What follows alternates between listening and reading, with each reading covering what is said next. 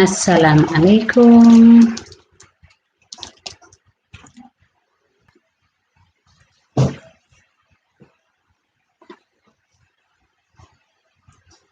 السلام عليكم أصحابتي ومر kale muuqaal kale Naciima Axmed soo dhawaada inay leeyahay gacmo furan ku soo dhawaada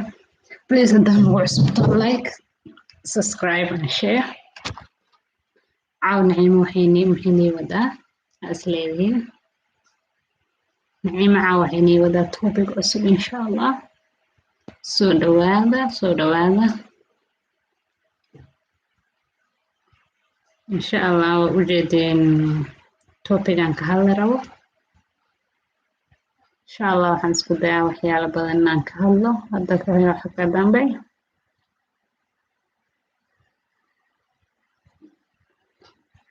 soo dhawaada asxaabe welcome to my live stream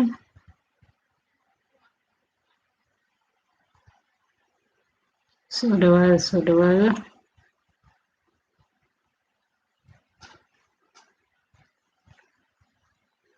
ma bilaabay topiga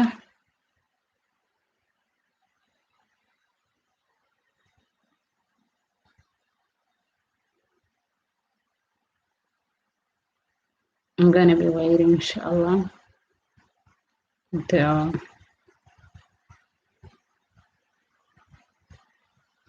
qofka arkaayo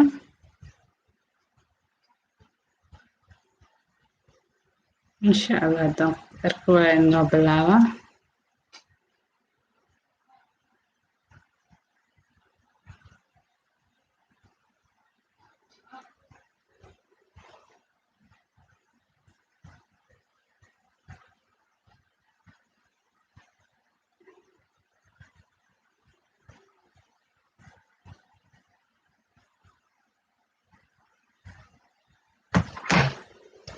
I have to put my phone on the charger boy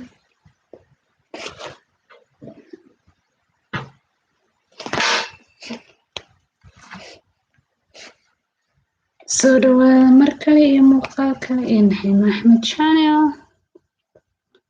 dan ugu cusubto please like subscribe and share haddaa hore inoo soo joogi jirta soo dhawaa waan ku leenahay insha Allah topic-aan jeclaystay inaan ka hadlo caaw idinna waxa fikradiina waad ka soo dhiiban kartiin comment-ka waa igu reebi kartiin insha Allah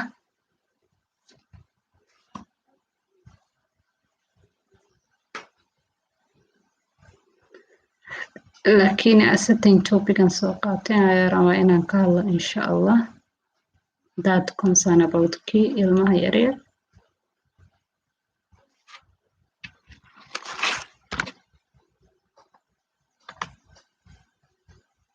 soo dhawaada idin leeyahay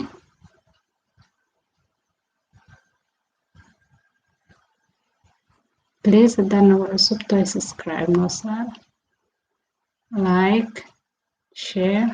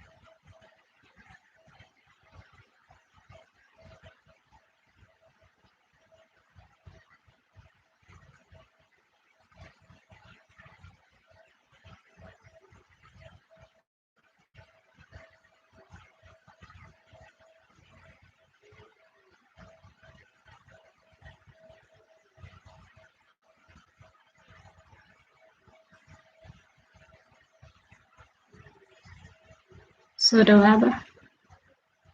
asxaabe maanta waxaa rabaa certain topic inaan ka hadlo insha allah.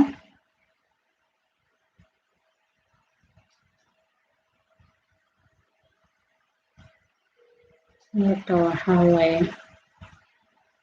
topican ka hadli rabo meesha insha allah waxaad ku arki doontiin yaa meesha topica waa ujeedin insha allah. qof kasta fikradu qabu ka dhiiban karaa. comment hoos waa igu reeb kartiin saa u aragtiin. kus waxyaalo badanaa rabaa insha allah. topic yaal fara badanaa soo diyaarsada insha allah inaan ka hadlo. So this is the first topic aan ka hadli rabo insha allah. hadduu niila fiican yahay ila arka aan topicadan sii wadi karo insha allah. haddii kale aan fikradayna waa kasoo dhiiban kartiin insha allah.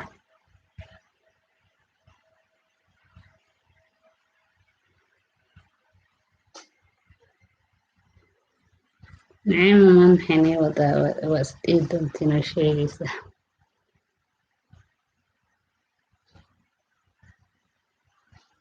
naciima maanta waxay nii wada wada arki doontiin.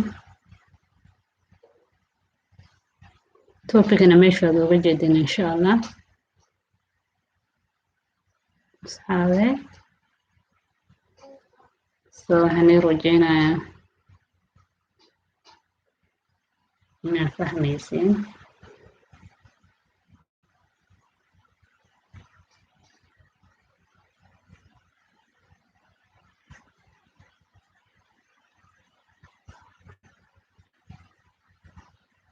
waan yar sugaya waxoogo intaan dadka arkaya. intaa ka badan dad arki waayona 2 to 3 minutes waa noo bilaaba insha allah. topican ka hadli rabo caawa ujeedin waa say wallahi. kalaamadu say wallahi.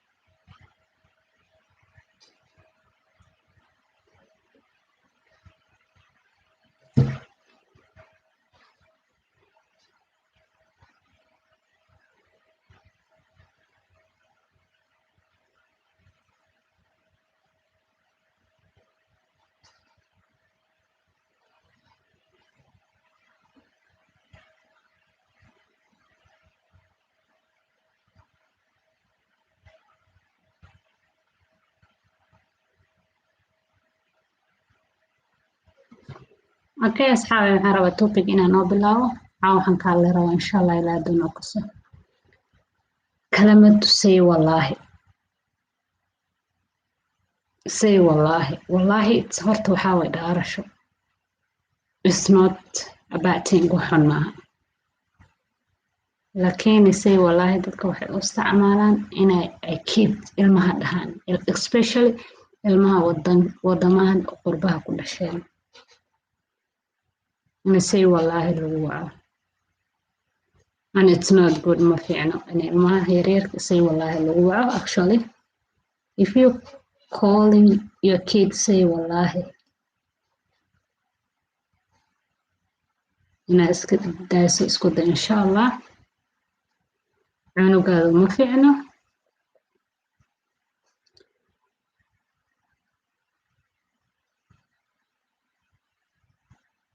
marka waxa idin sheegaya say wallahi inay cunugaada u fiicneen. sababta ugu fiicneen waxaa waaye cunugan wax ka dhaadhicinaysa inuu wax san kale aqoonin. it's kind of inuu wax kala aqoon cunugan. What he only knows waxaa way say wallahi. That's the meaning, right? So bedelka cunugaada empower garayn lahayd oo dhaqankiisa bari lahayd, diintiisa bari lahayd, dadnimadiisa wuxuu adigaa bari lahayd cunugaa samaan. Culturediisa bari lahayd, diintiisa bari lahayd, everythingka bari wuxuu bari lahayd. Marka adigi cunugi dhalay ba haddaad ku wacayso kana dhaafsay wallahi waaye. So that I saw so many people ilmaha dhahay say wallahi waaye cunugu maqlay. Say wallahi waaye cunugu ku maqlay marka dhahday maskixiyan even cunugu ku dhahay oh maybe I don't know nothing. Alas bisa aqaana aniga. So what should I bother knowing all these stuffs and other stuffs? I don't know. Markaan si fiican iskula fahano waxaan ka wada wadno waa fahmi kartiin all the man people Soomaaliyeed sax waxaad ka wadno waa fahmi kartiin say wallahi waxaad ka wadaa cunugan waxba ma aqoono only he knows say wallahi adigi dhale oo barbaarinaaye oo foundationka siinaaye oo maskaxi physically and mental inaa ka dhista la rabe haddaa leedo say wallahi. Do you think that kid will be willing to learn something? I don't think so. Because that what he give his mind keys more empower grain has. You telling your kids so kumaqlay can say wallahi why means he knows nothing. He only knows that kalamat. He only knows that word. Halkaas word ka bas u aqaana. Which is cunuga maskaxda uga dilayso cunuga maxaa la dhahay actually maskaxda uga dilayso because waxaad tusaysa inuu halkaas word ka garanayo adaa lagaa rabaa cunugaada inaad afkaada bartid adaa lagaa rabaa inaad dhaqankaada bartid adaa lagaa rabaa inaad diintaada bartid because that is your responsibility as a mother and as a father. Hooyo aabo adiga waajibka ku saaran waxaa way cunugan inaad barbaarisid maskaxiyan iyo physical and mental ka dhistid dhaqankiisa aad bartid diintiisa aad bartid wax kasta oo muhiim oo fiican aad dhahayso oo saan u fiican aad bartid laakiin adigi lagaa rabo cunugaada inaad wax bartid haddaad dhahdo say wallahi. Do you think that kids inuu wax baranayo uu dhaqankaada baranayo uu diintaada baranayo uu afkaada baranayo? No. So kalamad say wallahi cunugaada weliga ku wicin asoo ku maqlaayo iyo asoo ku maqlayninbo because cunugaada les hal su'aal isweyd adiga cunugaada say wallahi aa leedahay sax okay let's say cunugaada say wallahi aa dhahdo aan Soomaali markaan isweydino kalamadu say wallahi means cunugan waxa ma garanayo he only say af Soomaaliga dhan wuxuu ka garanaa say wallahi right he doesn't know wax kale ma yaqaan cunugan markuu uu dhalanayo adiga xilka ka saarnaa inaad wax bartid inaad af Soomaaliga bartid inaad dhaqan kartid inaad diinta bartid. So there is no need of wacaysa say wallahi wadan kasta ha ku dhashto hadda Soomaalida waxay ku baxsadaan ilmaha wadanka ku dhashaan qurbaha say wallahi saa cunugaada ka dhigtid waa iyo saa u barbaarisid. Charity begins at home. cunugaada haddaa say wallahi gaasa ku sheegta ka dhigtid asoo ku maqlaayo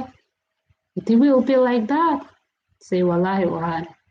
laakiin cunugaada haddaad ku barbaarisid cunug wax garanayo diintiisa dhaqankiisa Soomaaliyeed everything qof kasta waa ilaan culture uu leeyahay adduunka dhan it's a multicultural world. So hadda aad dhaqankaada diintaada everything barin had say wallahi ku wacdo cid wax kuu baraysa ma lahan yaa maxaa waxii ma sugay aad cunuga wax kuu baro. So ilmaha maskaxda waadhka uga dishayn please iska dhaafa. I ask myself,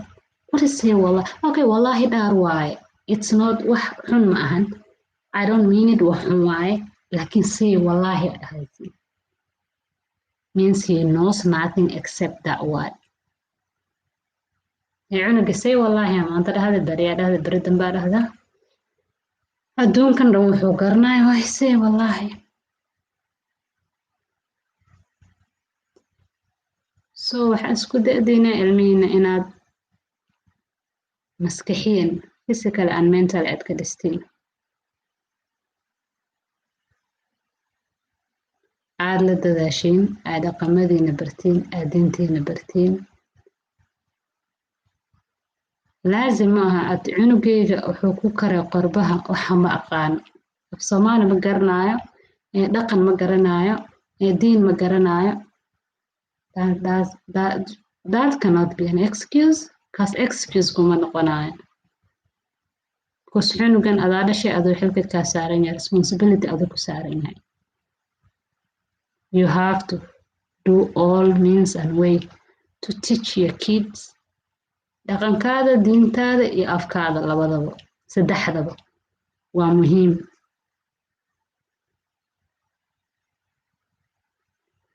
Waa idinka bas uga cararaysin afkiina, diintiina iyo dhaqankiina. Adduunkan wax oo diintiin iyo dhaqankiina wax Soomaali kaga xun maba lahan.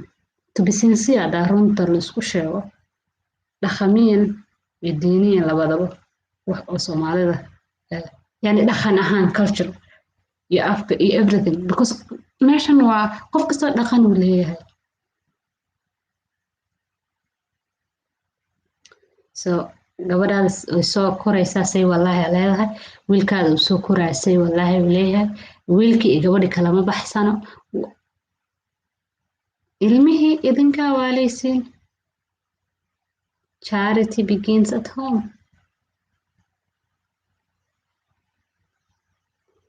So cunugaada hadaad wax barin, do you think waxiina uu maanayo wax baraayo?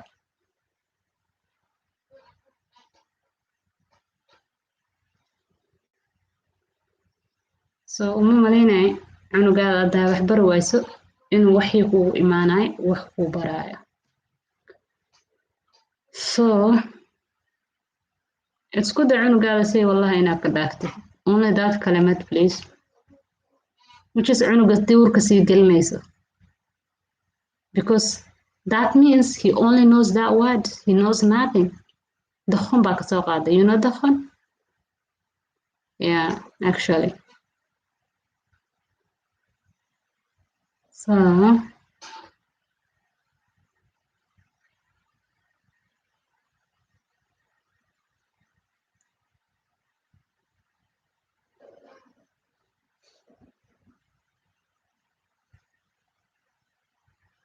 marka waxaan ii rajaynayaa insha Allah inaan waxaan ii sheegaa fahanteen ay kelimadaasna ilmaha ay duur sii gelinayso. asloonkaas leedahay waxba garanayaba say wallahi waaye inuu wax kuu barto ha sugin weligaada. As long as kelimadaada ku dhehayso isagoo ku maqlaayo, baro dhawaa maca Soomaali baro. diinaa leedahay, muslimaata, muslimnimadaada baro. dhaqanaa leedahay, dhaqankaada baro. kii gabara waa inay dhaqankeeda barato, kii wiil waa inuu dhaqankiisa baro, inuu barto sax. laakiin wixii haddaa isku dhex siidaas saa iskugu dhex siidaas la ahaana maahan ilaa waa lagu soo barbaara, waa lagu soo weynaana. because ilmaha waa markay yiryihiin inaad bartid kii wiil waay, he has to dress up like a boy. kii gabara waa inaa gabarnimadeeda, she has to dress up like a girl. ilaan responsibility-gaas aduu Allah ku saaray maalinta cunugaas ku siinay. cid kale muu saaray. so waxa kula aaron kee ma karay say wallahi baa waxay kuwaan say wallahi waa laakiin adaa dhashay ogow you will be responsible for the day of judgment adaa lagu weydiina maxaa ku saaran responsible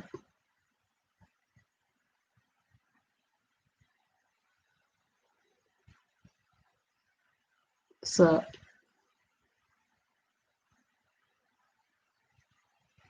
insha Allah topic-yaal fara badan aan kasoo hadli doonaa yani waxyaalo badan oo u fiicneen ciyaalka iyo waxyaalo fiican u fiican ilmahaada inaa markaa yarigiin aa basic kasoo dhistid you do not think that cunuga markuu at the age of 12 inuu graduated ku ahaado yani saa aad ku bilaab at the age of 4 maxaa waaye yeah at the age of 3 hata ilmuhu waxay ku fahmayaan sax cuntada markuu cunayo waxaa leedahay bismillaahi dheh everything is doing waxaa leedahay bismillaahi dheh maxaa la dhahay inaa waxyaalaha aabartid inaa hata at the age of 3 way fahmayaan waxyaalo fara badan oo aabartid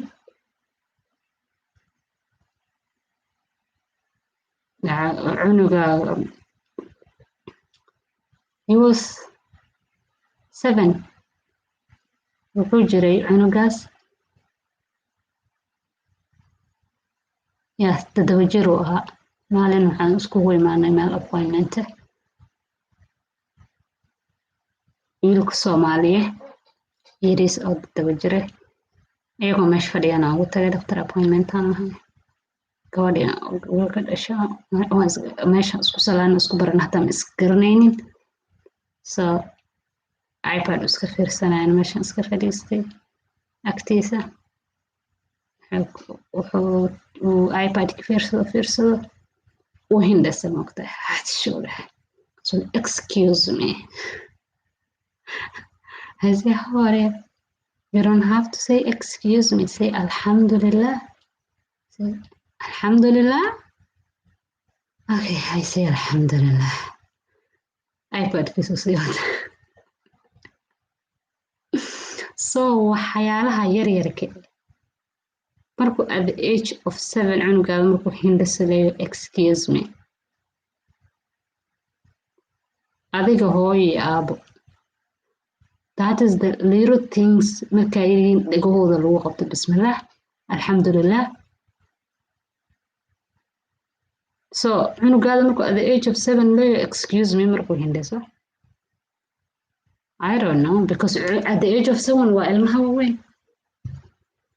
oo lagu bilaabo salaada in lagu tarbiyeeyo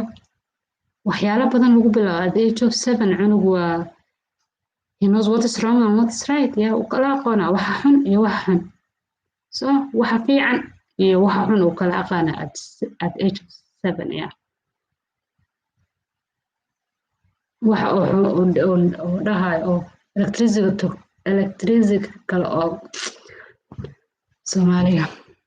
electricity kale waa ku guban kartaa oo isdhaha at age of 7 uu ka baqaa sax marka dabka waaye mise oo gaaska duwax saaran yahay dabka xag ama oos ugu jiro waxa ugu jira u dhawaan okay fahma laakiin ilma qaar waxay jirta fahmayeen inuu dhaxgalayn marka yar yihiin yaa laakiin at age of 7 waxa barto ma maleynaa inuu alxamdulillah iyo bismillah iyo so ma oga erana so gabadhay waxaan ku dhahay meesha isku baranaa cabar isla sheekaysanayna ayada ay sheegtay markaas age-kiisa ma ku jiraa 7 years waaye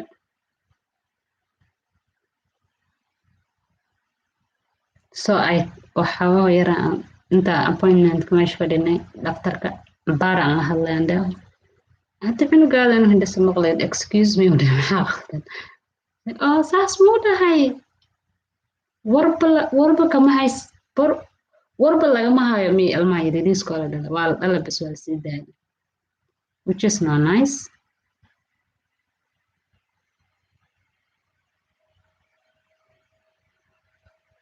So cunugaada adaa wax ka dhigi karta adaana say wallahi gaa sheegaysa ka dhigi karta he only knows that kalimad say wallahi that what means say wallahi to business to you Soomaaliya haddaa runta aan isu sheegno on say wallahi ka hadalno waxay to that why madiidani I don't say waa word xun but sida u use garaysana idinka dhadhicinaa sheekada cunugaada waad isaa ka dhigtid so say wallahidan aan wax fiican malaynaysin horumar yani you know adduunka waxaan joognaa sometimes I ask myself waxaan isweydiin maybe this is the end of the world because adduun waxaan joognaa wax fiicanaay wixii oo xumaay wax laga dhigo wax fiican wixii xumaayne wixii fiicnaay waxaa laga dhigay wax xun wixii xumaay waxaa laga dhigay wax fiican so maanta haddaa aragtid gabar oo dhar qabto oo xijaaban oo socoto waxaa leedahay tan ma taqaantaa reebaadii waa she's behind because qaawnidii waxay noqotay hormar sax hormaray noqotay so gabar xijaaban haddaa aragto tan ma la hadlaayo reebaadii waa she's behind tan way dambaysaa bas qaawnidaa hormaray right qaawida isqaawinaysa meesha socotid hormar waay right so haddaa aragtid hooyo ilmaheeda si fiican u tarbiyeynayso ama aalba ilmo si fiican u tarbiyeynaya ama ruux oo diintiisa iyo wixiisa oo yani kuti oo wixiisa yani is a good person qof fiican qofkaas waxaa leeyahay kan markaas dadka lama hadlo waa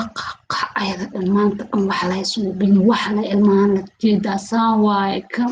adi maxaa ku jeedaa maanta dhan mataqaanta marka ilmaha alxamdulilah iyo aada bari waase bismillaah markay cuntada cunaayeen markay yaryihiin wade foundation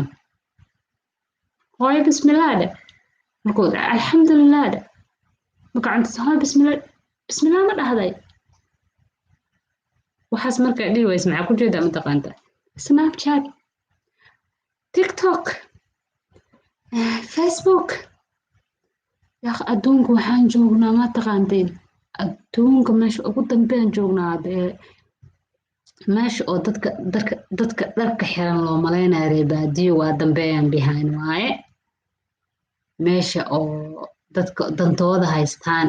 busy with their kids and their own quraankooda religioka dadka soo dhexgalan dadka la hadlaysa aleeda qalaloodi always waa adduunka waa laga raaxaystaa lagu leeyahay adduunka raaxa ma jirto adduunkan raaxa ma jirto aakhira raaxa jirta so aakhiradaada u shaqayso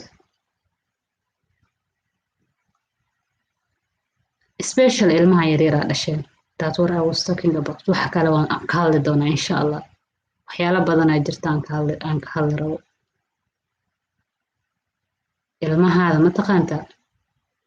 please ilmahaada yaryar adaa xilka ku saaran yihiin adaa responsibilitygooda qaadi maalintaa dhalaysid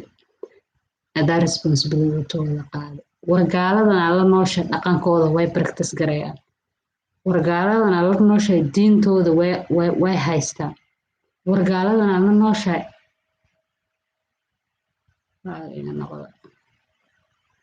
wargaaladana la noosha afkooda way haystaan war meel kastaa tag adi shalay ka timaadee ee Soomaaliya ama meel kale ama Afrika marka inta imaad cunugaada marka af Soomaali zero ka dhigayso maxaa waa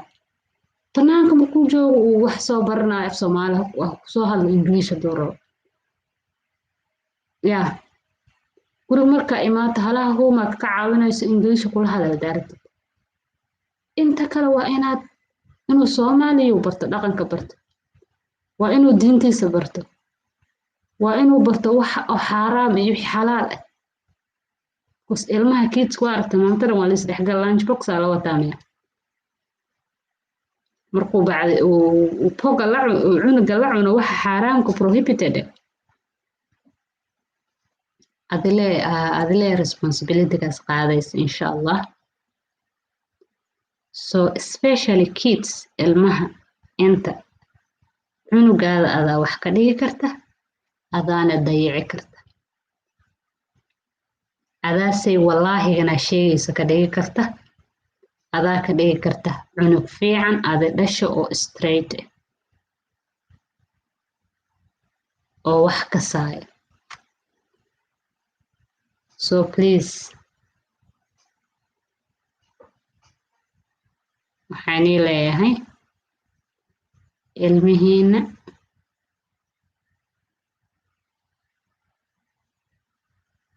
maalin kasta ilmihiina waxaa nagala qaato waxaa way dayaciyo dhaqan la'aan iyo ilmaha qaar waxay jirtaa waalidkooda oo sometimes waxa looga qaato dadka Soomaalida ku diraan ayaga naftirkooda ilmahan oo booliiska u sheegaan Soomaaliga never mind ilmaha ku sometimes ilma qaar dacwooda jirta that's why most of the Soomaalida ilmaha wax looga qaato ani ma dhahay ani ka qaatay ilmihiina inay u fiican ma dhahay ilaa inta ilmahooda gaala gacanta ooga jirto ilaaha ooga soo saaro because you may never know cunugaada gacanta markii laga bixi gacantaada markii laga bixi in meesha la geenayo ogtid laga yaabo hooyaa tahay xanuunka dareemayso waan dareemayaa laga yaabo cunugaada si lagaga qaado so 4 years jir ama 5 sano jir ama 2 sano jir inuu qof loo dhiibo gaale cunug oo muslim ah Soomaaliya uu gaaladaas dhaqankeeda diinteeda waxeeda ku soo barbaaro adoo arkayso waa calool xumo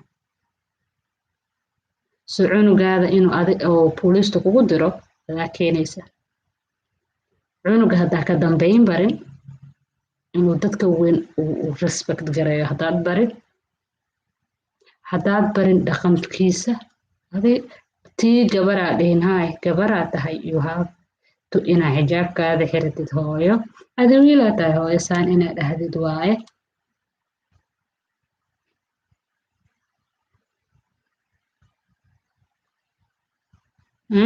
haddaana la hadlin markay seexanayin iyo markay soo toosayin markay akhriyaan markay iskuulka aadayin iyo markay ka imaadayin especially markay seexadayin iyo markay soo kacayin salaadii hore haddaada labadaas mar la hadlin cunugu waa yaryahay akhlaqiisa waa yaryahay waa la siri karaa maskaxda laga bedeli karaa wixii maanta lagu soo shubay caaw ka shub adag adaa dhashama adaa xilkaas ku saaran wixii maanta lagu soo shubay inaad ka shubta adaa lagugu talagalay anigu leeyahay waxbarashadiisa 0 ka dhig kuma leeyahay maanta wixii lasoo baray cunugaada no cunugaada inuu wax kuu barto way fiican tahay cunugaada waa inaa waxbarashadiisa ka dadaasho homeworkiisa la samaysto everything la samaysto laakiin waxaan ka hadlayaa waxaa way cunugaada waa inaad diintaada barto dhaqankaada barto afkaada barto muhiim waaye Soomaali waxay hormar muddo say wallaahi say wallaahi waa cunugii you think say wallaahi cunugaada wallaahi is something like hadda waxay noqoto say wallaahi waaye it's kind of fun kula tahay say wallaahi fun maanta business cunugaada sii dilaysa maanta say wallaahi dhah physically and mentally aad ka dilaysa maanta dhan iskuul ku maqnaayo imaade homeworkiisu qaata laga yaabo uu qorqore taafu kale uu qabayste cuntaa hor dhigta waa cunaa hata bismillaahi dhama dhihin ugu waa seexda no weekendska markuu oofiyo iPad kaas waa kii ilmaha totally duurka gelay tibisiinsiya adaa la islaaday iPad waxaa leedahay cunugii waxaan rabaa inuu iga mashquulo I don't want to be cunugaada iPad time hooga dhigin cunugaada waa inaad timekaada siisi aa wax bartid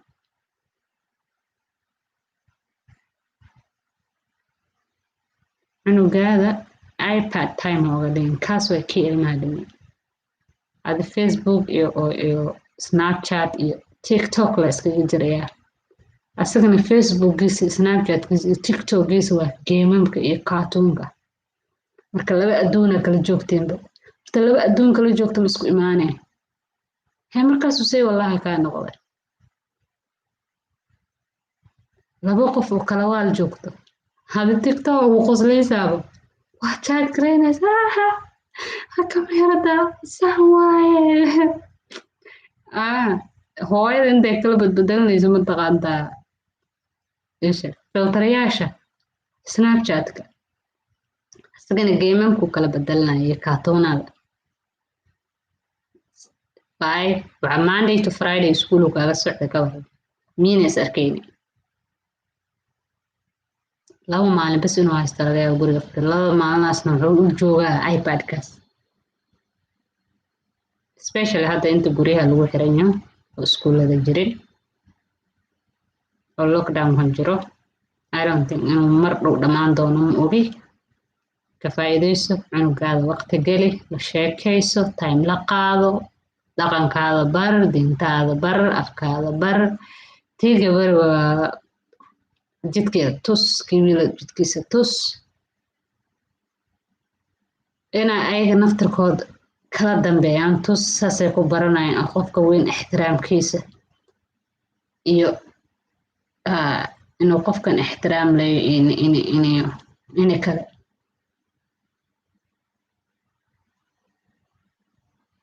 so horta respect iyo kala dambeyn siday annaga noogu fiican tahay Soomaali dhaqan ahaan iyo diini ahaan hadda ka hor waxaa dhacday waxaa isla soo raacanay matri ama matatu cidda garanayso waxaa isla soo raacanay dad badan yani gaari okay if you're from Kenya you know matatu ama matri haddaa meel kale ka imaata ma aqaani waxa lagu dhaho okay gaariga caadiga Nairobi waa aragteen gaariga oo isliya ka tagaysaa camal meel kale aadaysaa ama waxaa kasoo tagaysaa section 3 isliya imaanaysaa gaariga la raacaa jirtaa matatu ama matri aan dhahnaa soo aan soo raacnay marka wiilaa fadhiyay oo Soomaaliya it was age-kayga inteeda buu la ekaa marka nin oo duqa ah gaariga soo galay oo gaal leh aa soo galay Christian aa soo galay wiilka uu fadhiyay mogtahay ninka waa marka musee waaye duq musee cidda garanay nin oo waxaabay duqa oday waaye marka kursiyaasha dhan it was full way buuxeen say oo u fiican tahay dadka in la baro dhaqankaada inuu fiican yahay so uu soo galay meesha dhan way buuxeen waxaa la dhahay way buuxaane iska joog camal next raac markaas wuxuu dhahay may harakaa qabaa inaan degdegsado aan rabaa camal markaas istaagnaan ku tegi karaa marka sometimes hadda haraka qabto waa istaagnaan karta laakiin hadday police iyo waxaas ku aragto waa lagu xiraa to cut the story short waxaan isoo wadaa kala dambeynta iyo respect iyo everything good example ini oo la tuso so qofkaas weyn exampleka la tusaan kaa dhaadhicinaya siduu ugu farxe haddaa cunugaada good example la tusto inuu asagoo maskaxdiisa refresh inuu qabsanaayo uu ku dhaqaaqaayo uu ku dhaqmanaayo so waxaa dhacay museygii ama odaygii museeyaan dhahnaa anaga salaaxiga ah ama odayga uu taagnaani waayo marka uu gaarigii dhaqaaqay. It's like waa garanaya dadka marka oo duq noqdaan sax markaas wiilka yaraayo Soomaaliga meesha iyo fadhi kaale baaba injoo kaay haaba kaale inta soo fariiso kasoo dheer maxaa ani malay kursiga adaa iskale mayo de anaga dadka waaweyn oo taagan dadka yariiriska ma fadhiistaan dadka dhan oo gaalada meesha ku jireen shock ay ku noqotay waa nasanani adaa kursiga iskale adaa lacagta kala baxday oo mzeega noo istaagnaa asaas ku mayo de anaga since hooyaday iyo aabay waxay i bareen iyo diinteeda iyo everything waxay i fareen inay dadka iga waaweyn ayaan respect gareeyo so ilmo yaryar oo gaalo oo sagta wiilkaas ka sii yar oo fadhiyeen meesha waa jireen may yani dan may ka gelin wuxuu maya gacantu soo qabtay odayga kursigiisu fariisiyay asaa istaagay dadka dhan ma yaabeen ilaa odayga wuxuu leeyahay baaba nashkuru waa mahadsantahay ku celcelina maanta ku dhan wiilkana wuxuu leeyahay baaba hakuna shida dhib ma lahan af Soomaali markaas marka dhan ilaa meesha aan u socono laga gaaray waxay noqotay yani something yani waxay ku noqotay ayaga ya sidee adig kursi iska leedaho oo qof oo asaga dantiisa wato oo baabuurka marka uu buuxsamay dagaal la dhahay dama dagaal waan degdegsanaya asaga dantiisa u soo koray ku leeyahay waa ani wasa u istaagnaana kursiga anaa lacag kala bixinaa fadhiyo waay soo dhamaya aabbe xataa mal dhanoo dhe awowgay la egyahay damiirkaas ma balihibo isiinaa inaan fadhiyo oo asagana anoo fiirinayo jak ku dhoo baabuurka soo istaagan mayow dhe may fiican tahay haa wallaahi bila saa'id u fiicantiina dhehen dadka dhan mase idinka lahayn maayaan dhane waa all muslim dadka oo muslimiinta dhan all muslim people are like that diintayna iyo dhaqankeena iyo waxaas dhanna farayn inaan dadka waaweyn respect gareyno it doesn't mean waxan anaa iskale adigu ma siinayo waxan adi haysato haddaad adi iskale hadda laqac kasta khaali ka soo baxso haddaa aragto qof oo weyn oo dhiban waxaas waa siinaysaa idan wuxuu kursiga ka hadlaysiin oo qofka ninka weyn aabay hataa la ekeen awowey laakiin kurtaagnaa anigana fadhiyo dadka dhan marka shaway ku noqotay yaa wallaahi isani zaida u fiican tahay mzuri sana nashukuru nyinyi maanta dhan odayga inuu ku dagaana wuxuu ku hayay zaida u fiican tahay baaba nashukur marka saa idin leeyahay good example inuu fiican yahay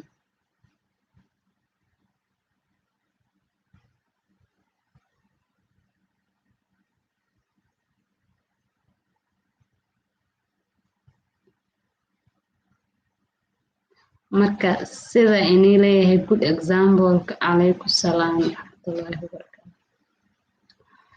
so waxaan leeyahay good example inuu fiican yahay marka waxa goodka examplekaas wiilkaas tusiyay dadka dhan oo gaalada damiirkooda waa wada qaadeen waa dad weyn ka waran la enugaada oo yiriis hataa maanta dhan good example hortiisa ku samayso saan u fiicna saan waaye inuu saan noqo saan waaye saan samaysaan waaye inuu ku dhaqmayn ma kula tan marka maskaxdiisa oo fresh oo maskaxdiisa sharp oo maskaxdiisa furfuran hadda inuu wax barta rabo do you think waxyaalahaas inuu kaa baranin karin wuu kaa barani karaa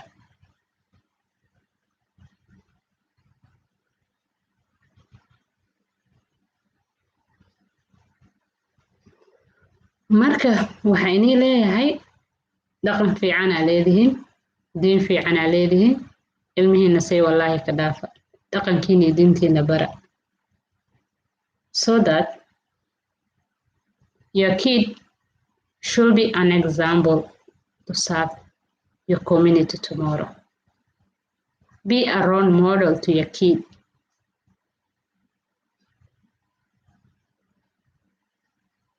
I'm good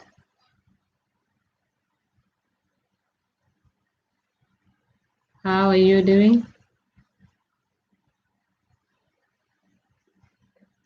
So hooyo kasta iyo aabo kasta, know that you are role model to your home. Adiga role model oo kidskaaga.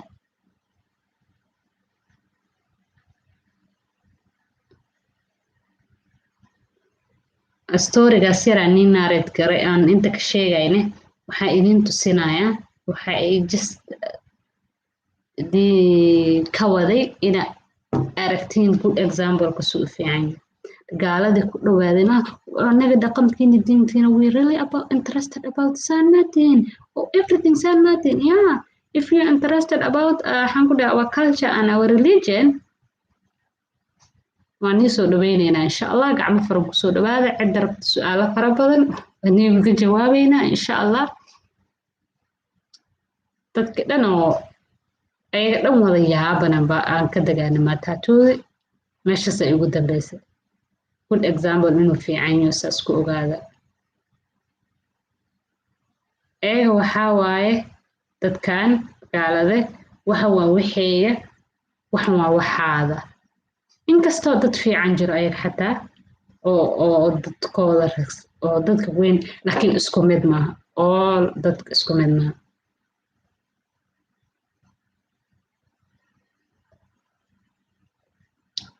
So waxaan leeyahay hooyo kasta iyo aabo kasta adiga gurigaada role modelka ah. adaa cunugaada say wallahi gana sheegaysa ka dhigi kartaa. adaa cunugaada ka dhigi kartaa cunug wax garanaayo. So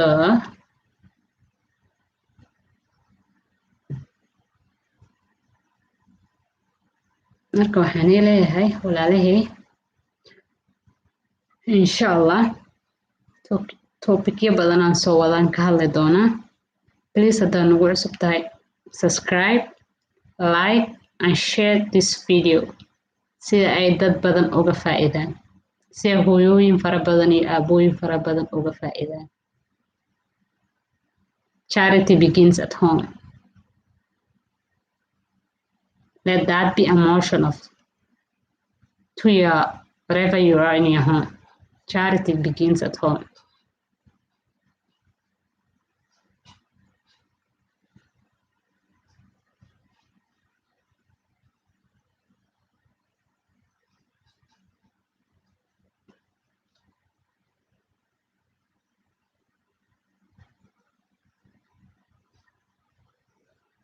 Please share in order, huh?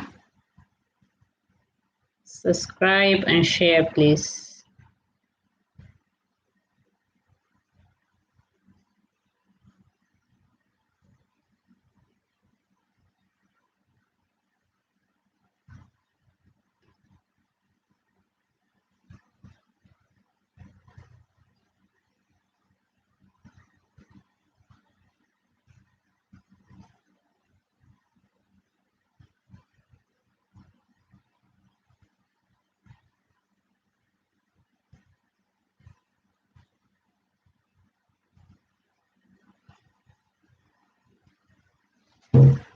Maanta topic aan rabay inaan ka hadlo. If you're interested about so many things about ciyaalka, about the how to deal with your kids, about your family, about comment ay ugu reebi kartiin. fikradaha saa u aragtiin ayaan ka hadlay hadda iyo kuwa fara badan aan soo wado insha Allah. iyo waxaad rabtaan inaan ka soo hadlo certain thing. So fikradihiina waxaan rabaa comment hoos inay igu dhaaftiin insha Allah.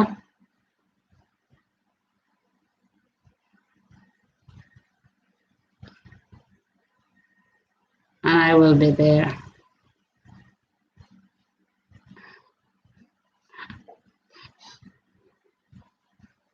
Hi Asha. Zahra. See tahay.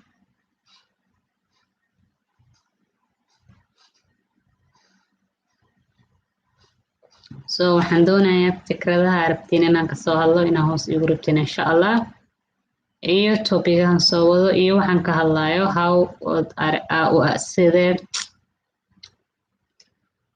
sidee u aragtaa okay Soomaaligeena waxba how sometimes waska diyaari laakiin iskaga dulqaata wasfahmayna maano isfahanka muhiim qofka hadaa u fahmayso wuxuu ku hadlaya that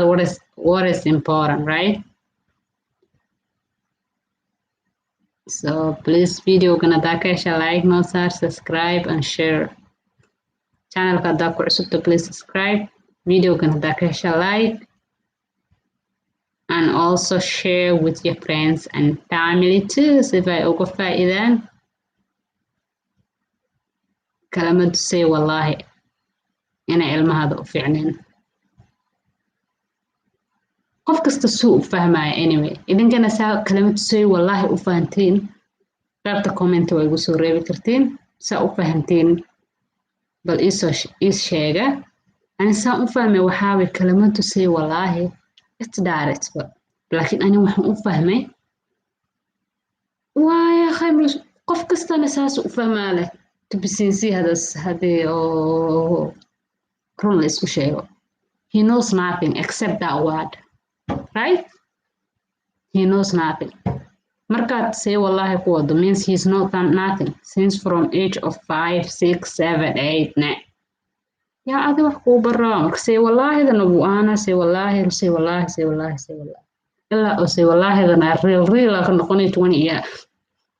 15 16 17 18 19 20 markay gaaraan waaba khalaas ya kisha iyo maneno basi 20 hadduu dhaafo mtawaachananayo mtoto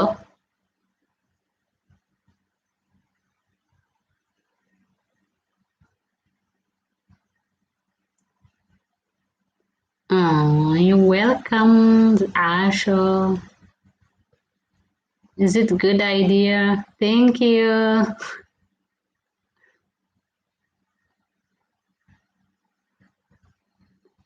So,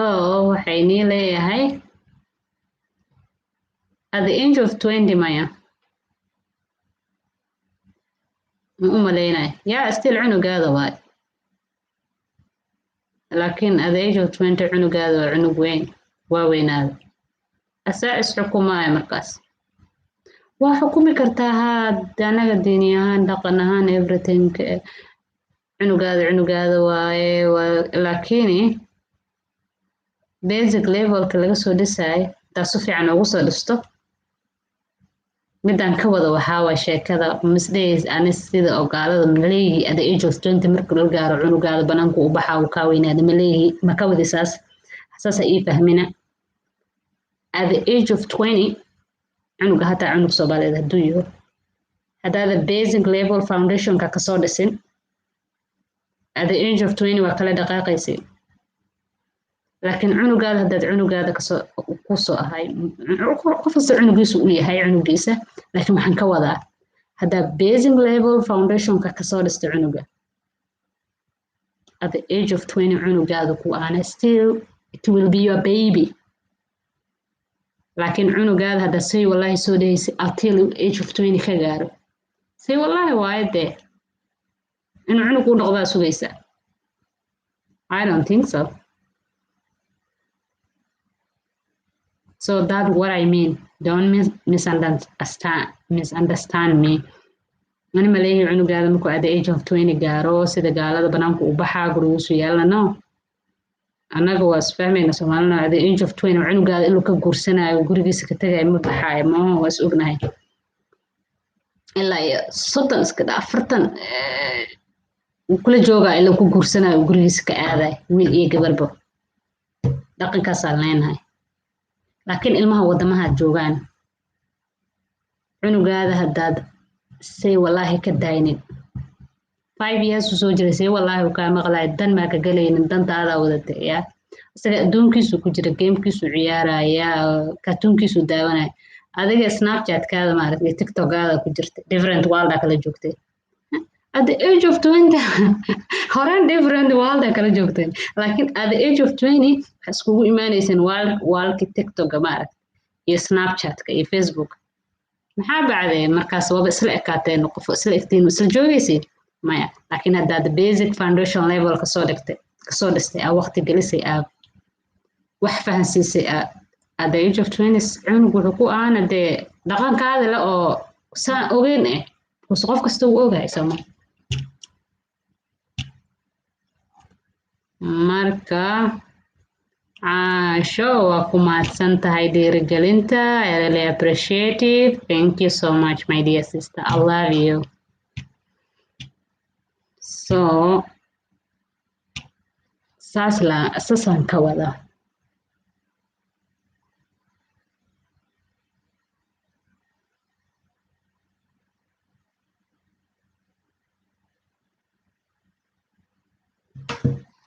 marka